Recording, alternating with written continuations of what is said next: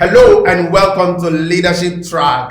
Today we'll be discussing about the response of Professor Odinta to Professor Wole Soyinka. Man, this is a clash of professors. That's a different matter altogether. Let me not be too harsh on our mentor. Somebody brought us up in the field of leadership will let you know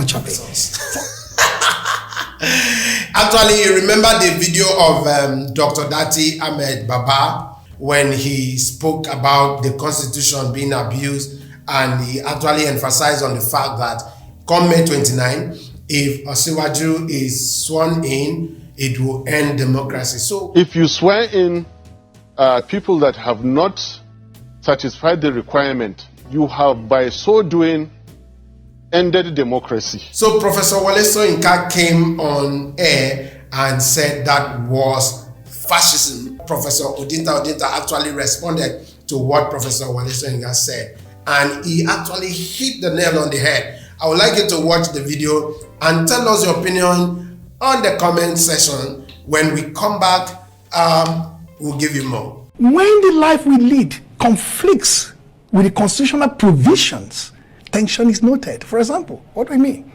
If an election is organized in a fraudulent manner and result declared not in concert with the expectations of the people, there is a wide gulf between constitutional order and practice. This is what happened with the Arab Spring. Virtually all the countries of the Arab Spring had constitutions, had parliament. They make laws. But when there is a gulf between the laws you make and the way the laws are implemented, and that gulf becomes wide by the day, people could decide to seek self-help. We wish that this democratic process does not end up at the level of self-help. For now, the key gladiators have been measured and restrained, those who feel hurt and injured by the result INEC declared after the 25th February presidential election. Atiku Abubakar of PDP is well restrained. He's gone to court. His deputy, Governor Kowa, is well restrained. He's gone to court. Peter Obi is well restrained. With that, Ahmed well restrained. In spite of that, is very tough words. That's why they're seeking the judicial process for adjudication. So for anybody, either in government or out of government, to talk about fascism or fascistic behavior or insurrectional behavior or treasonable behavior is sorely unbecoming and completely irresponsible at this stage. The country is hurting and people are hurting. What it needs is an assurance from the powers that be, the government of the day, that justice will be secured. That's why the courts are there. What they need from INEC is to pick itself up from the tattered dignity, of its broken life, and they begin to think about what could have happened if we had done things in a different form. When you cast aspersions on people, you do not know the consequences of those aspersions they cast on them. I speak with a sense of responsibility. In 2011, Lai Mohammed is part of APC. 2011, our dear president, and I respect the institution of the presidency, and I respect the person of the president, they didn't behave properly. The dogs and baboons were caught up in blood. Hundreds of core members, youth corpus, young, vibrant boys and girls serving this country were cut down in the prime of their life.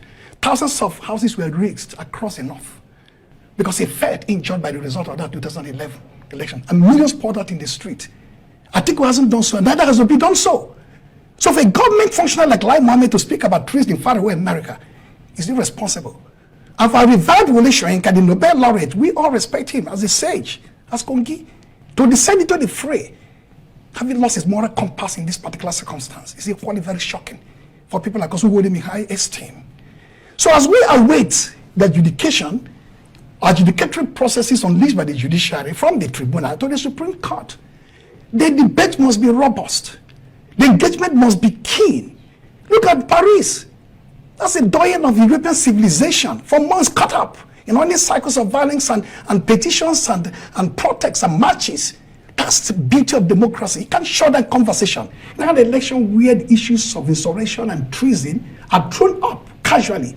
We have seen a situation where a Nobel laureate, all of us virtually deify beyond canonization, begins to now have a cloud of doubt before him, losing a moral compass and talking about fascism.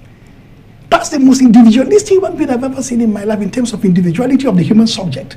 Soyinka is not bound to anything in terms of guided by individuals or spirits. He's his own being, his own entity, ontologically speaking.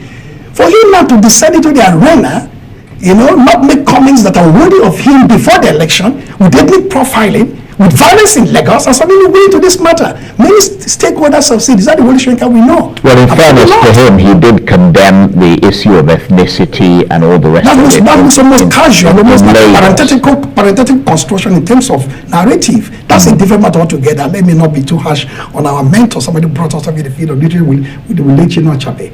Focus on those in government.